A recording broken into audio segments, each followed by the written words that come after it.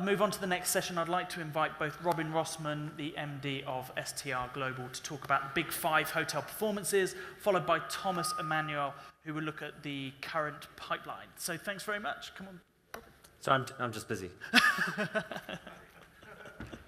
Yeah, that's sorted. Yeah. Thank you, Matthew.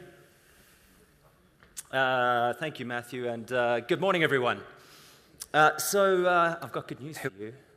Usually, when somebody from STR does a presentation, you just get one person standing up here. But today, you get two for the price of one. And I grew up in South Africa, now live in the UK. And I'll never forget the first time I heard the words bog off, because you're like, somebody's swearing at me. But bog off is buy one, get one free. And today, you're buying one and getting one free. So what we're going to do is I'm going to kick it off and give you a bit of global perspective, but quite importantly, look at the perspective of Africa in the globe and look at three big questions, which is, how big is the African hotel market? Who are the biggest players? And what's been driving growth? And then I'm going to hand over to my friend Tom, who's going to get into a bit of storytelling. And as we're in Africa, it's only right that it should be a story about the Big 5. And he's going to touch on some of the big performance stories that we're seeing, as well as something from a pipeline perspective. Just a bit about STR, if you don't know us. What we're about is transparency. We collect hotel performance data from now over 62,000 hotels around the world, and that enables hotels to understand how they're doing versus their market and their competitors. But also, really importantly for the people in this room, it enables investors to make sound investment decisions by really understanding the performance of hotel markets. In Africa, we're now about 1,000 hotels and working hard to grow that strongly. And recently partnered up with Inextenso, and where's Olivia Petit? Particularly in North Africa with Inextenso and Olivia, we've massively grown our participation. So, Africa, like all of you, is a continent that's very important to us, and we're excited about the future. So, I think Daniel mentioned that he might have used this graph before. And I used it a couple of months ago when I was doing a presentation in America. And it really was, I think, a fantastic illustration of just how little many people really know about the world. Because as you can see, we all know America's a big country. We all know China is a big country, about the same size. But did we all know that you can fit China and America and pretty much most of Europe and India and Japan all inside of Africa? That's how big Africa is, and very few people get that. But from a hotel perspective, much like economic, Africa's a long way behind in terms of size. So Africa's about 5,000 commercially recognized hotels within our database, so more than 10 rooms, commercial establishments. And that's about 200 times fewer than all those countries that could fit in it. So I'll let you do the mental maths on that. But that's comparing Africa with developed countries like the USA, and that's really not a fair comparison. So I thought it'd be useful just to compare against some other developing regions, and in particular India and China. And here you can see the number of hotel rooms, India, Africa, and China, 2008 and 2018. And I guess it's unsurprising that China is by far the largest, now almost 2.5 million rooms. You compare that to Africa, about 500,000, and India, just about 250,000. But I think what's also interesting to note is that when you look at China, it's been growing massively, 68% growth over the last decade, whereas in Africa, it's about 11%. Why is that? Well, you heard Daniel before. I'm not going to go into the depth of the economic issues, but for me, it really comes down to one thing, and it's infrastructure. It's investment in infrastructure. And I'll give you just one example, and that's the Chinese high-speed railway network, which didn't exist 10 years ago. And in the course of the last 10 years, China has built 25,000 kilometers of high-speed rail network. 25,000 kilometers. How big is that? Well, Africa from north to south is about 8,000 kilometers. So in 10 years, they've built enough high-speed railway to go from the top of Africa down to the bottom, back up to the top, and down again, which is pretty incredible. What does that mean for travel? Well, this last year, there were 1.8 billion journeys on that high-speed network, 1.8 billion journeys. How much is that? Well, compared to the US, these journeys are about the same as a medium short-haul flight in the US. In the US, there are about 900 million journeys last year, so double in China. And those journeys didn't really exist in that capacity 10 years ago. And that's why we're seeing this kind of growth in hotels and travel. But obviously, Africa is many, many different countries, and the story is different for each of them. So which are the ones that really do have hotel supply? And there are really only 4 countries that have more than 50,000 rooms, and they are Egypt, Tunisia, South Africa, and I'll let you guys guess that one. So very few countries that have significant scale at the moment, and quite a lot where you can see there's grey, less than 500 rooms. In actual fact, if you go back 5 years, there were 18 countries across Africa where there was 0 international brands, 0, none. But there has been a lot of investment. And over the last 5 years, that has reduced. There are now just 8 countries, and that's because of big investments made by the likes of Marriott acquiring Protea, all the other majors investing significantly, and as I'm sure you've heard and will hear, Accor making some big investments going forward. So who are the biggest players? Well, I wanted to start with a bit of global perspective and start 10 years ago. Here you can see the largest global hotel groups by number of hotels. I just stuck with the top 6 there. And you might be a bit surprised by this list because Marriott isn't on top, and that's because I've chosen number of hotels, not number of rooms, so flags in the ground. Interesting, you can see most of them 10 years ago, almost all of their stock, 80% was in North America. And if you fast forward to today, that list there's significant growth, but it's still about the same split, 80-20. 80 in North America, 20 outside. And the reason for that is because they've been growing as fast in North America as outside North America. But what has happened is there's been some new entrants. So that same list, what we've found is there are 2 new major players that have come into the global hotel landscape. And I've taken a bit of license in coming up with this because some of these acquisitions haven't quite yet completed. But at the top there, you can see Jingjiang, when combined with Louvre, Radisson, and also if you include Magnuson there, which is a marketing partnership, that takes it to second, almost 1 million rooms, or just over 1 million rooms. And obviously Accor, with many acquisitions it's been making, has also moved up that chart. But what about Africa, right? What about Africa? Here you see the largest hotel groups in Africa, again by number of hotels. And you can see Marriott, thanks to that Protea acquisition a number of years ago, right up at the top. But Accor not that far behind. And then again, you can see Jingjiang coming through. But what we are seeing is some regional players coming through. We've got Sogo Sun and City Lodge heading up that group. So what's been driving growth? You know, I'm not going to focus on the macroeconomic factors here. I just want to touch on 2 key trends that have affected the global hotel industry and how they apply to Africa. And the first is the growth of select service, or economy mid-market hotels. It's really been one of the things that have underpinned the growth of the major hotel groups over the last 15-odd years and will continue to support their growth. You can see here now that they've gone from just short of 2 million budget economy rooms to almost 4 million by 2022. The interesting thing about this category, though, and it's something that people don't often get, is that local really does trump when it comes to the budget sector, the select service sector. Because if you look at North America, it's all the North American brands that are the biggest players. But if you move across to Europe and see who are the biggest budget select service brands, it's all the local brands there. Give you an example, in the UK, Travelodge Premier Inn over 1,400 hotels. The next biggest international brand only has about 100 hotels. Similar story for Europe. China is a fantastic example. All 4 of those brands up there have over 1,000 hotels. The biggest international select service brand is less than 100. Same applies to Japan. Same applies to India, especially with the arrival of Oyo, which has really grown fantastically in the last couple of years. And when it comes to Africa, certainly it's true for South Africa. We know that the major players there really do dominate the market. And yes, you know, Marriott have come in with Protea Hotels, but that was a African-born brand. And to an extent in Northern Africa, Ibis, obviously from the French connection coming down, and then Azur.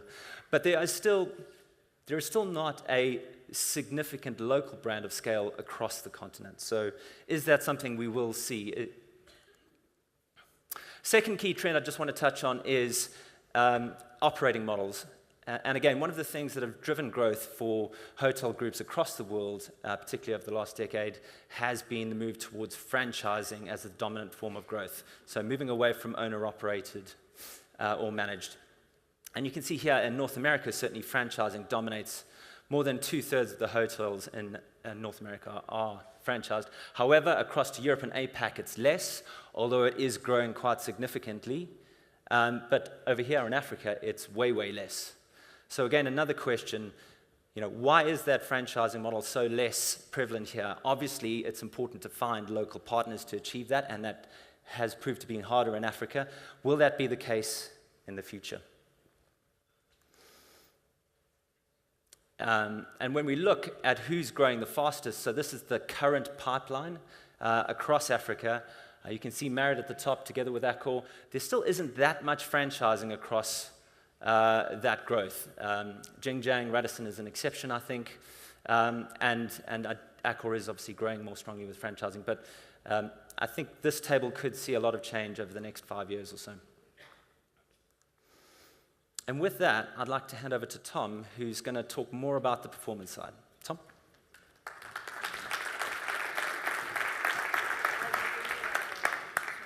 Thank you very much, Robin. So before I start talking about the big five and start talking about performance, I want to talk about my children. So here we've got Isabella, who's 10, and Joseph, who is 6. And this was their first day at school back after the summer holidays, so just a few weeks ago. And this weekend we were chatting away, and Joseph said, "Daddy, you're going to Africa this week, aren't you?" I said, "Yes, that's right, I am." And then Isabella, who's very interested in where I go, what countries I visit, what cities I visit, said, "But you're going to Kenya, aren't you? You're going to Kenya, and you've been to other African countries before, and they're all very different." So we started talking about that a little bit. And when we look at our African RevPAR performance change, you'll see that Joseph and Isabella were absolutely right, because we've got vast differences across the continent. If we look at Egypt and Tunisia, we've got some good growth, and I'll come onto that in a bit more detail shortly. Worth calling out Morocco, Marrakech there, up 42%, significant leisure demand, no longer so many concerns around safety either. Market doing very well. If we move further to the east of Africa, we've got some changes there in terms of performance, and a lot of that is to do with how friendly, you could say, government has been towards hotels, visitation. Tanzania struggling a little bit due to some visa challenges there, whereas Ethiopia far more open, and of course the diplomatic headquarters of the continent as well. Nairobi, we've got a slightly negative number, but there are some green shoots, and again, I'll come on to that a little bit more in a moment. Moving to the west, Abidjan having some supply issues. We've got some occupancy declines there. Accra has had some supply increases as well, but that has not been such a challenge due to the increase in the oil price. And again, Lagos looks very good, but we'll talk about that more in a moment. Further south, again, very much a mixed bag. We've got Lusaka, where there's been a supply decline. That's helped occupancy growing there. And Harare had its best year in many, many years, with the obvious change in leadership being a key driver to that. Gaborone, very, very attractive investment climate, good tourism as well, as Botswana continues to do well. But then Windhoek, a little bit further south, more challenged. Key feeder market being South Africa, of course, and we know about the economic difficulties there. But if we then move and look at what actual performance is, so what are actual levels of occupancy, actual levels of average rate, and we've got some vast differences across the continent once again. So plus 65% occupancy we see in Cairo, we see in Dakar, less than 45% in Kinshasa and in Kigali. And you'll notice here some new markets as well that STR are now able to report on. But the vast majority, 55% and below really. So from an occupancy perspective, when you compare internationally, a lot of African cities do struggle. Rate-wise, Kinshasa there, more than $300. Very limited supply, high-end supply as well. So not that surprising to see levels that high. And then you'll see as well Abuja, Addis, and also Marrakech with very healthy levels of rate. The South African and the Egyptian markets at the other end of the spectrum, but again, I'll touch upon that now. So let's start by looking at our big five, and we'll start in the north. We'll start with Egypt, an impressive Egypt. So this is occupancy and average rate percentage change for the past 7 years. And obviously this is all post the Arab Spring back in 2011. So we are talking about recovery when we look at these numbers. And you can see even in the intermittent years, we've seen some occupancy declines. But things over the last couple of years looking very healthy. The devaluation of the Egyptian pound in late 2016 had a major impact, as you can see there, on average rates. But demand has started to come back and occupancy is growing as well. And if you look at the key cities across that country as well, double digits across the board. So it looks great. It looks very, very impressive. But of course, we need to think about that in comparison to what we were faced with. And back in 2016, Sharm el-Sheikh had a RevPAR of just $18. The June of that year, Sharm el-Sheikh's RevPAR was $6.50. So just putting into perspective the challenges there. Staying on a similar track, Tunisia, says Tunisia gains, Euromed slows. And again, we can see the devastating impact for Tunisian resorts that those horrific Sousse attacks had. We've now seen, though, occupancy is back. It's back up to the levels pre the attacks. But if you look at average rates, 43% lower than we saw back in 2013. And you can see their RevPAR, just $28. So demand is coming back, but hoteliers not yet able to push their rates. And it's a pattern that we're seeing across the Mediterranean. So in Europe, we've been used in the last couple of years to seeing very strong double-digit growth across the resorts in Spain, in Portugal, Croatia, Greece. That has started to slow. That started to slow down a little bit. We've still got growth in most of them, although a decline in the Canaries this year. But look at Tunisia, look at Egypt, look at Turkey. The demand is starting to shift back to the markets that suffered as a result of concerns around safety. Now let's move to the west of Africa, oil driving Lagos. And I've just got one chart here, but I think it tells a very nice story. We've got GDP, oil price, and RevPAR percentage change for the past 8 years. And you'll see there is a very clear correlation. Oil price is weaker, GDP is weaker, RevPAR is also softer, and you can throw into the mix there the challenges around terrorism that we've seen over recent years. But we're starting to see some positivity across Nigeria there. As you can see, a very healthy increase this year to date. Do bear in mind, of course, inflation is high, 11% I think in Nigeria at present, and also in actual US dollar terms, we're still talking about rates 45% lower than they were 8 years ago. Moving to the south, thirsty work for Cape Town hoteliers. Obviously, that's a pun on the current water shortage crisis. But if we look across South Africa as a whole, it's not been a great year for the country. RevPAR down 2%. And you can see there most of the major markets are flat or declining slightly. But that one standout there, you can see Cape Town, -12. But Cape Town had a good few years. You've got their occupancy and average rate percentage change for the past 7 years. And the weak rand certainly helped, obviously a key leisure destination. But that benefit, that juice, starting to run out a little bit. But you can see the occupancy decline. And supply is not really growing significantly in Cape Town. So this is demand decline we're talking about, as the international perception of the city is harmed as a result of the water shortage crisis. And finally, Nairobi. We're all here enjoying Kenyan hospitality, but it's been a very difficult few years for the Kenyan hospitality industry.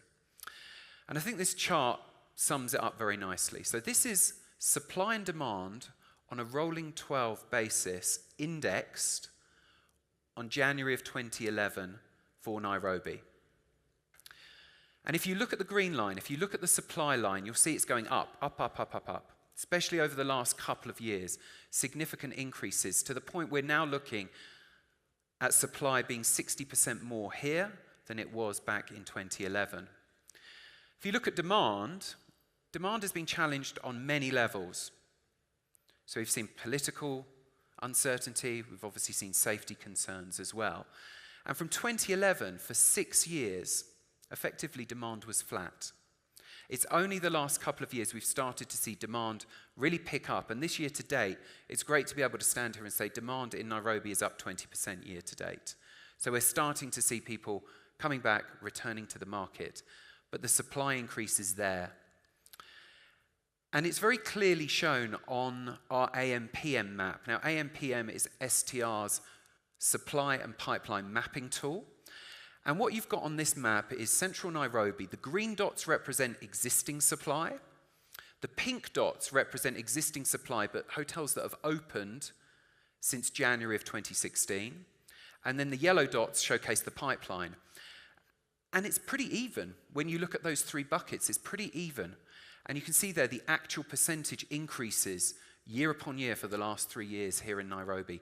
It's a lot of supply for the market to have to absorb. And then staying with supply and the pipeline. Now, these are the top countries in terms of the pipeline, and we track complete pipeline. We look at brands, we look at independents. There may be some slight differentials between ours and Daniel's slides. But Egypt there, 10,000 keys in the pipeline, and then you've got Nigeria, Morocco, Ethiopia, and Kenya, all with more than 4,000 keys. And as Daniel mentioned as well, the Cape Verde Islands, significant size properties.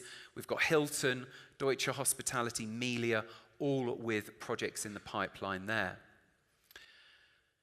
And then if we look at the cities, I think this is where it gets really interesting. Cairo, despite all the challenges in Egypt, still the largest pipeline on the continent, followed by Addis, Nairobi, Lagos, Abuja. You've got a couple of newcomers as well on that slide that we haven't seen on these slides previously. So Abidjan, we saw the good news around GDP in the Côte d'Ivoire. We've got Marriott, Accor, Noom, Radisson, all with projects in the pipeline there. And also Cotonou in Benin, again, Marriott, Radisson, Noom, and Best Western, all with projects in the pipeline there. So 2 countries, 2 cities, I should say, apologies, to look out for. But if we go back to those top 4, and again, looking at our AMPM maps here, existing supply green, pipeline supply in yellow. And you see those yellow dots, significant pipeline across all of these markets. But when you actually start looking at the percentages of existing supply, that's where it gets really interesting. So I think Cairo is going to be fine, certainly for the next 12 to 18 months. We haven't got significant levels coming in, but Nairobi and Lagos are going to have to get used to the same levels of supply increases over the coming couple of years that they've seen over recent years. But just look at Addis Ababa. 55% increase by the end of next year is what we see in terms of supply. There's not a major international hotel chain that does not have an active project in the pipeline in Addis. And for a market which currently year to date has got a 55% occupancy rate, that's obviously going to be a challenge. But I was very pleased to see Daniel's slides, his numbers, his predictions on what we expect to see across Ethiopia. So that is very much in line with the very robust pipeline we see in Addis. So with that, I'm going to say thank you very much, and I'm going to hand back to my good friend and colleague, Rossmann, who will finish our presentation with a quick conclusion. Thank you, Tom. I am taking a bit of a liberty, but I thought it's only right that, given I grew up in Africa, I should be able to finish off. And really just a very quick conclusion. There is no doubt that there is a huge amount of opportunity in Africa. You heard it from Daniel. I think you would have seen it from some of our analysis and from Tom's too. But it is not for the faint-hearted, right? We know there's a lot of growth. It's going to be one of the biggest growing regions in the world, and there's a huge amount of infrastructure coming in. But with that, hotel supply growth will come, and sometimes it can come too quickly. And there's creates an imbalance.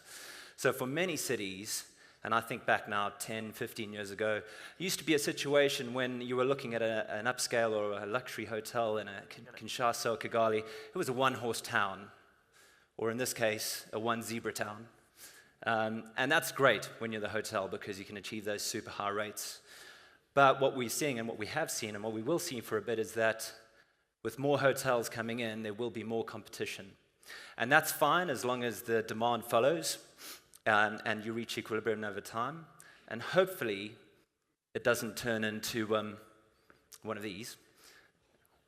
The third thing about Africa is that finding the right opportunity can be incredibly challenging. In Europe and across the world, you tend to find destinations that combine both business and leisure, and you get very high occupancies and more stable markets, whereas in Africa, that can be a challenge. So finding the right opportunity, finding the right partner is tough, and it takes time to find quality growth. And certainly, political and economic safety can have its challenges. Although I will say, going back to Daniel's presentations, I remain overwhelmingly positive on Africa, but it does require care and quality. And with that, we'd just like to say thank you. Thank you.